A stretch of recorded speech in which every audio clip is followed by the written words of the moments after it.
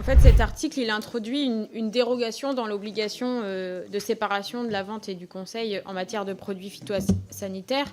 Il permet aussi un cumul des mandats et l'argument du déport au moment des votes, pour nous, ça ne nous semble pas efficace puisque c'est impossible à vérifier. La personne concernée, elle assiste au débat et a donc largement le temps d'influencer ces débats. Évidemment, nous ne voulons pas empêcher les administrateurs de coopératives agricoles de siéger dans les chambres d'agriculture, mais il nous semble important de garantir la séparation de la vente et du conseil en matière de produits phytosanitaires, et donc il ne nous semble pas opportun qu'ils siègent au bureau des chambres. Il faut que les comptes rendus soient publiés, qu'il y ait une publication des débats et des votes pour permettre une transparence sur les prises de décision des chambres. Dans les différentes auditions, la Confédération paysanne explique aussi que c'est impossible de contrôler cette obligation de déport, notamment parce qu'il n'y a pas de pluralisme syndical au sein des bureaux et ni compte-rendu. Un deuxième syndicat agricole, la coordination rurale, explique qu'il faut strictement séparer les fonctions au sein des chambres et des coopératives et interdire le cumul des mandats.